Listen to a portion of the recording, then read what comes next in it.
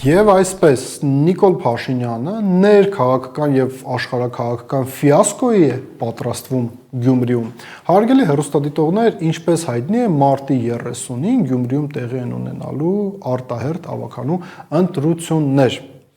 Իշխանությունները շատ երկար ժամանակ փորձում են այս ընտրությունները ներկայացնել որպես քաղաքային զավխոզի ընտրություն։ Այսինքն ընտրելու են մի մարդ, ով շեբենով է զբաղվելու, Սարիկ Մինասյանը նույնիսկ մի տարեց կնոջ ասեց, որ եթե իրեն ընտրեն, մի ղայդին թաղում է կազմակերպելու այդ կնոջ համար, այսինքն թաղման թամադա ենք էլի ընտրում իշխանությունների մոտեցման, բայց քաղաքական գործընթացները եւ նախընտրական պայքարի տրամաբանությունը Գյումրիում այնպես զարգացավ, որ բոլորի համար էլ ակնհայտ դառավ, որ ընտրությունները ունեն հստակ ներքաղաքական եւ աշխարհաքաղաքական կոմպոնենտ։ Սա չափազանց նյարդայնացնում էր իշխանություններին, ավելին, եթե անկեղծ լինենք, սրանք իրապես մրցակցային ընտրություններ են, որովհետեւ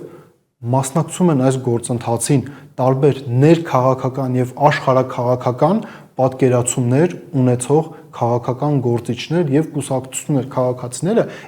իսկապես ընտրելու շատ լայն հնարավորություն ունեն եւ այստեղ տրամաբանական էր, որ իշխանությունը ինքը ինչ որ մի ձև պետք է այս ամեն ինչին արձագանքեր, ինչ որ մի գործողությունների շղթա մենք պետք է տեսնեինք եւ այդ գործողությունները Երևանից արդեն զարգանում են, երբ որ տեխնացուներից մեկի վերաբերյալ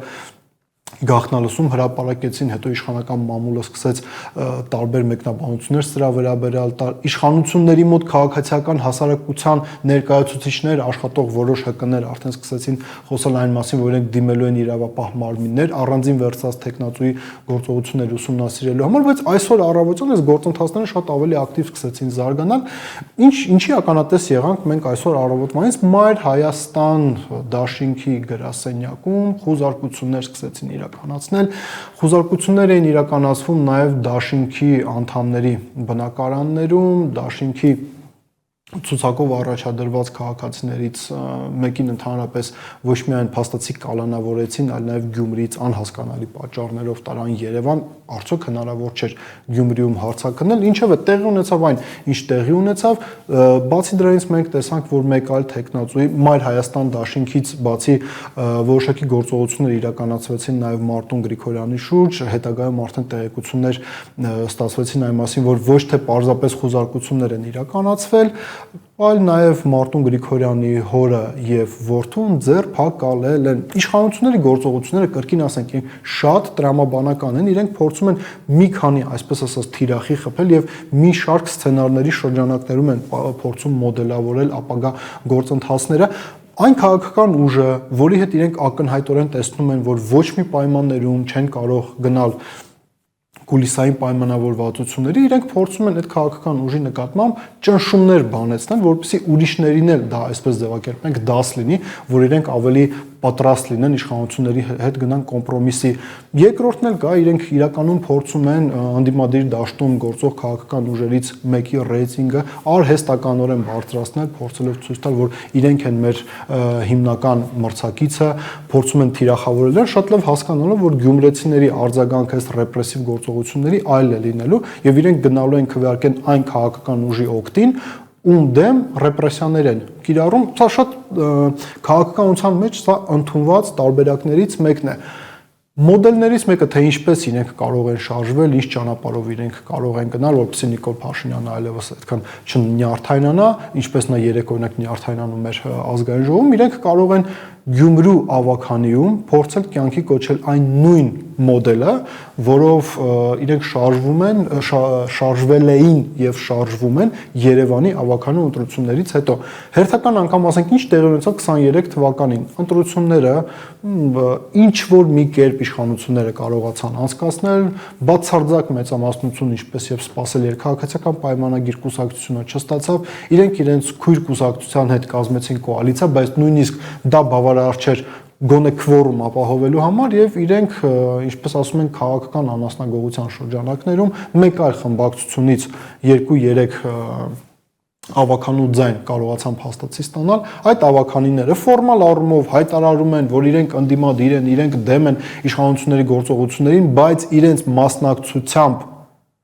նիստերին ապահովում են քվորում, ինչի շնորհիվ էլ քաղաքացիական պայմանագիրը իր կոալիցիոն գործընկերոջ հետ, Հանրապետություն խմբակցության հետ կարողանում են մարդատյաց որոշումներ կայացնել։ Հիմա ամենայն հավանականությամբ նույն տրամաբանությամբ էլ իրենք փորձում են գործողությունները իրականացնել նաև Գյումրիում։ Այս տեսակ մոտեցումներ կարող են լինել, բայց նաև մենք արձանագրենք հետևյալը, որ բացի ներքաղաքական կոմպոնենտից, այս ընտրությունները ունեն նաև արտաքին քաղաքական շատ լուրջ կոմպոնենտ, որին հետևում են ակնհայտորեն հետևում են եւ Ալիևը, եւ Էրդողանը, ինչպես նաեւ ակնհայտ է, որ մեր դաշնակիցներն էլ են հետևում թե Իրանում, թե Ռուսաստանում։ Ինչի մասն է խոսքը։ Տեսեք, սա առաջին էլեկտորալ գործընթացն է, որը տեղի ունենում այն բանից հետո, երբ Ադրբեջանը եւ Հայաստանը հայտարարեցին, որ իրենք համաձայնեցրել են այսպես կոչված խաղաղության պայմանագրի կետերը։ Սա յուրօրինակ փորձություն է լինելու։ Քաղաքացիները պետք է պատասխանեն հետևյալ հարցին. իրենք հաշտ ու համերաշխ են Նիկոլ Փաշինյանի կողմից այս զիջողական քաղաքականությանը, թե ոչ, եւ եթե ընդդիմությանը հաջողվի հաղթել եւ պահպանել իր քվեն, սա շատ լուրջ արձագանք է, սա շատ լուրջ ազդակ է լինելու մեր համաշխարհային տարածաշրջանային գործընկերներին, որ հայ ժողովուրդը խնդիր ունի այն քաղաքականության հետ, այն պայմանավորվածությունների հետ, որոնք ձեռք է բերում Նիկոլ Փաշինյանը եւ կյանքի է կոչում Նիկոլ Փաշինյանը։ Բայց եկեք նաեւ անկեղծ լինենք, հաշվի առնելով նաեւ վերջին տարիների փորձը, իշխանությունները կարող են գնալ շատ ավելի կացնային մեթոդով քայլերի։ Օրինակ, եթե անդիմադիր տեխնացուներից մեկը հաղթի, իրենք կարող են այդ մարդուն մեկուսացնել, ինչպես ժամանակին մեկուսացրեցին Մամիկոն Ասլանյանին։ Հետևաբար պետք է անդիմությունը նաև սրանք պատրաստ լինի, բայց աշխարհաքաղաքական զարգացումների տեսանկյունից իշխանությունները իրականում ուշացել են, որովհետև աշխարհաքաղաքական մեր գործընկերների համար շատ ավելի կարևոր է լինելու այն, թե ինչպես են գյումրեցիները տեղում քվեարկելու, որովհետև եթե իշխանությունների տեխնացուն պարտվեց, անկախ նրանից թե հետագայում ինչ գործընթացներ են լինելու, արձանագրվելու է, որ հայ ժողովուրդը խնդիր ունի Նիկոլ Փաշինյանի վարած քաղաքականության հետ, որ սա իր եւ իր նեղ խմբակի կողմից իրականացվող քաղաքականություն է, այլ ոչ թե համայն հայության կարծիքը։ Ընդհանրապես այս առումով գյումրեցիները իրապես ունեն յուրահատուկ պատմական հնարավորություն 18 թվականին Նիկոլ Փաշինյանի արշավը սկսեց հենց Գյումրիից եւ գյումրեցիները այսօր կրկին ասենք ունեն պատմական հնարավորություն 2025 թվականին, եթե ավարտին չհասցնել են գործընթաց, որ 18 թվականին սկսեց, այլ գոնե հիմքերը դնել նրան, որ այս գործընթացը հասնի իր տրամաբանական ավարտին եւ Հայաստանում ի վերջո քաղաքական փոփոխություններ լինեն։ Բայց մենք պետք է հասկանանք նաեւ հետեւյալը, իշխանությունները իրապես սա անցալում են որպես կյանքի նաև պահպանման խնդիր իրենց համար։ Հետևաբար զարմանալի չի լինի, եթե իրենք բռնաճնշումներից բացի նաև օրինակ 96-95 թվականի ընտրությունների օրինակով գնան բիրտ ընտրակեղծիքների։ Իսկ ինչ է լինելու դրանից հետո։ Այդ դրանից հետո ես չէի հավատում, որ այսպիսի բան կարող եմ ասել մեր ուղիղ եթերում, բայց լսեք Հովիկ Աղազարյանին։ Ազգային ժողովում նա այսօր ասաց, որ Նիկոլ Փաշինյանը, կրկին ասենք, բանակցում է Ադրբեջանի հետ այսպես կոչված փախստականների վերադարձի մասին, ինչպես նաև կարող է հանձնվել Տիգրանաշենը,